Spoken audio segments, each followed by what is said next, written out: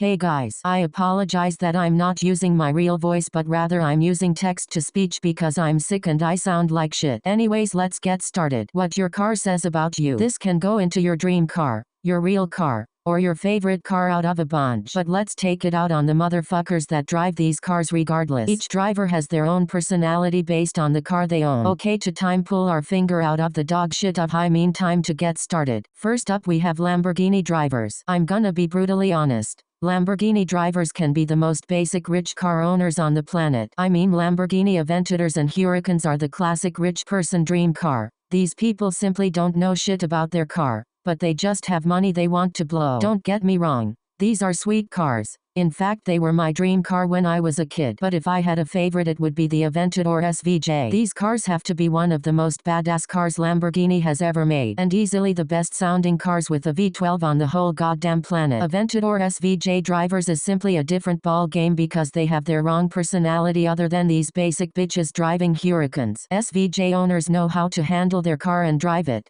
When they had money to blow, they knew why they were getting this car. It's basically a fucking Formula 1 car that wears a goddamn license plate. It is undoubtable that every SVJ owner is a millionaire. You can't afford this car if you make even 300 grand a year. You need to make 500 grand a year minimum to own this comfortably. SVJ owners went for the SVJ specifically because of sound and performance, because it's like no other. Let me give you a quick montage.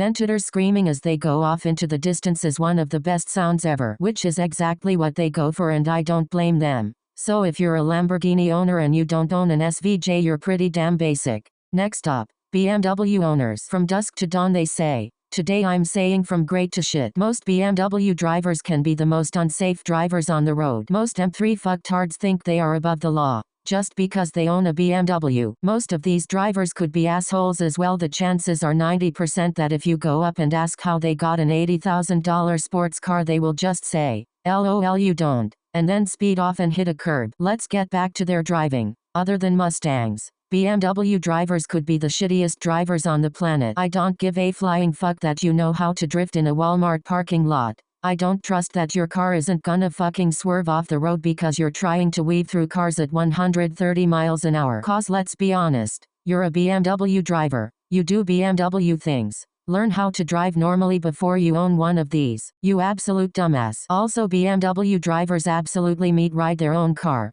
Lots of TikTok BMW owners are in love with their self and their car. They could be Christian and they spend 20 times more time with their shitty sports sedan than with Jesus. BMW owners will glaze their car over literally anything. Someone will ask the Bugatti Chiron Super Sport 300 Plus or your modded BMW M4. They won't hesitate for shit. They will pick their BMW in a heartbeat because you know they stick their dick in the exhaust pipe at 2:07 in the morning just because they love their car that much. They mainly just choose it so that they can make the exhaust pop, which is the dumbest financial decision you could make because it doesn't even sound that good. And I'm not trying to be racist where I say this, but is it not coincidental that every BMW owner is either extremely white or light skin? If they are a white owner, then they are a country boy. Along with that BMW, they have two squatted or lifted F-250 trucks on their porch. If they are a light skin owner, then they have a group of friends that they meet up with in Hellcats or Corvettes, and he's the only BMW there, so for that he thinks he's special. But you're really not. I don't give a flying rat shit with arms and legs if it was $80,000 and it's modded. At the end of the day, it's only a shit car because you don't know how to handle it.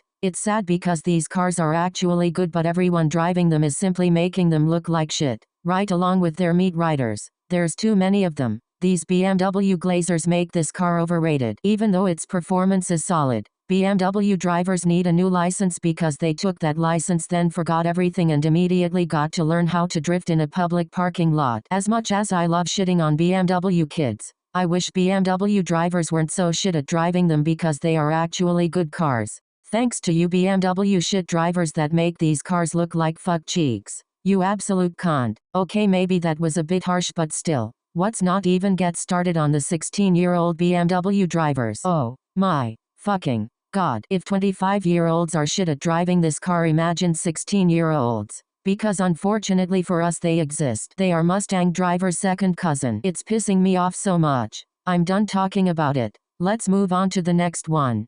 Hellcat drivers. Let's start this one off by saying you have great taste. I'm not saying that because Hellcats are my favorite, cause they are. But rather it's a $70,000 car that gives you 750 horsepower and 875 Nm of torque. It doesn't get better than that. But if you're a Hellcat owner, you were going for the muscle car class and tried to find the final boss. Well, not exactly. The Dodge Demon 170 is the true final boss. It has been the fastest accelerating car in the muscle car class, nonetheless the most powerful muscle car in history. And if you don't believe me when I say this, look it up. The Dodge Demon 170 is the third fastest accelerating car in the world, making this a record-breaking 0 to 60 in 1.66 seconds. That is outrageous. Dodge has outdone themselves with the Hellcat and Demon series. But I think it's valid that I have a reason here to why I think Hellcats and Demons are possibly the best cars American made. For a rough $70,000 you can get a base Hellcat that gives you 707 horsepower.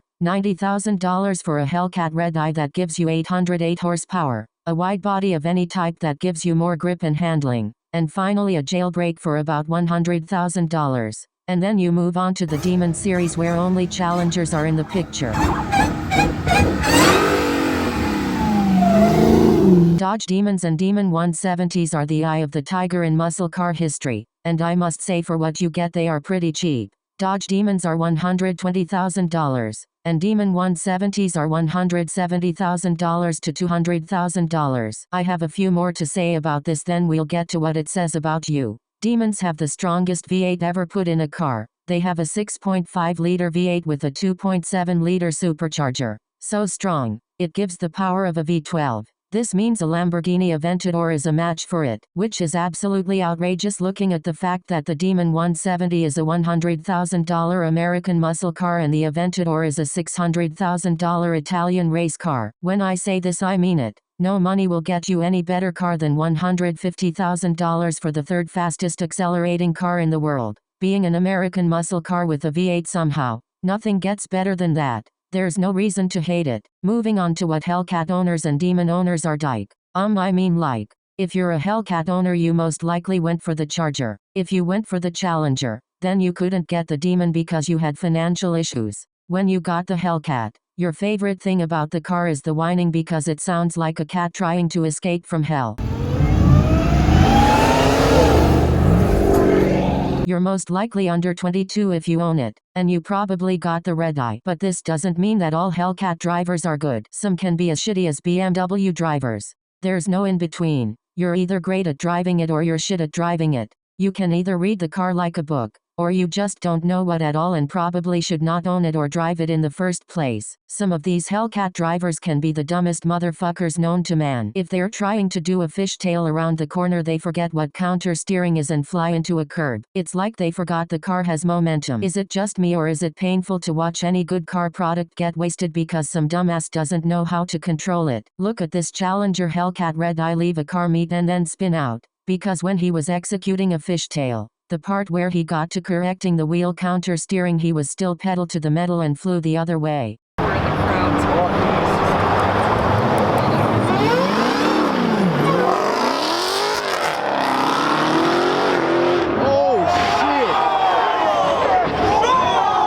Okay, maybe not a fishtail or not exactly when he left the meet but he was trying to slide, and he didn't let go of the gas so he flew into a truck. Poor guy didn't even do anything. Those Hellcat owners deserve to get their license rebuked because one day they're gonna kill someone. And Hellcats are rare enough we don't need them going down because you're an idiot. If you're like this, all I could say is fuck you. And I hope someone tears your dick off one day, because with your shitty decisions it feels like you don't have one in the first place. You nearly killed yourself and someone else for that matter, and destroyed a perfect car that someone could have used responsibly. If you don't know how to drive powerful cars, just don't drive them. Stick to your simulator game, you fucking dyke. Dodge Demon drivers know what they're doing, however. Never in my 14 years of life have I ever seen an irresponsible demon driver. They bought the car because they understood the power. They obviously made the money someplace. Somehow Hellcat owners can just be daddy's money people. Demon owners are real masculine specimen. They belong to the right people.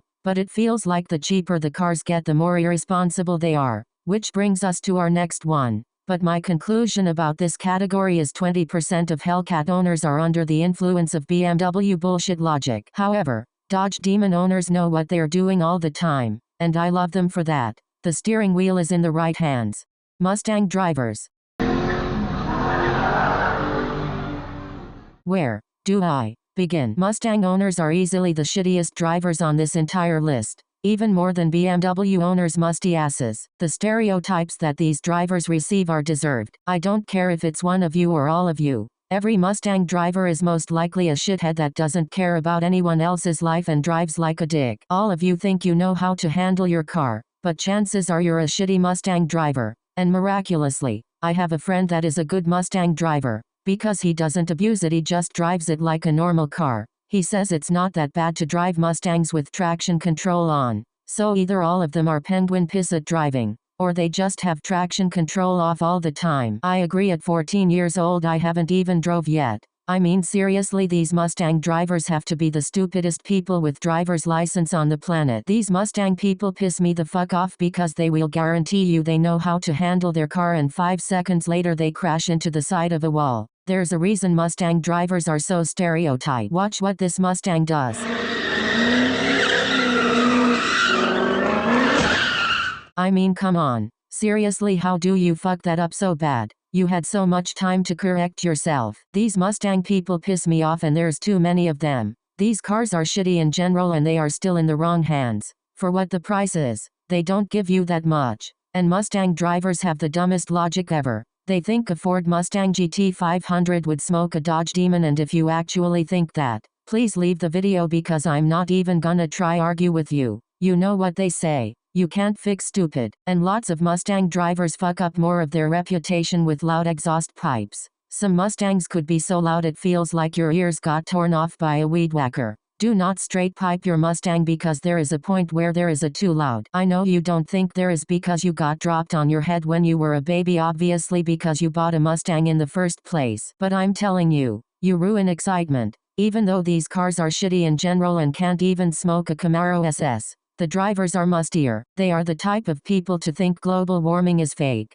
They are the type of people to think COVID was done by Democrats. They are the type of people that would dress up like a chink to a Foo Fighters concert just to be different. Mustang cocksuckers most likely need their license reviewed. Some 16-year-olds abuse Mustangs they get to drive for a day, just because they want to be a twat. Last words to Mustang drivers. You're a shit driver, and don't deserve to drive a V8 because you treat your life like a toy. As if everyone around you has 9 lives like some random ass cat. As well of yourself. Learn how to drive and stop being such a dick to other people because you think you're funny.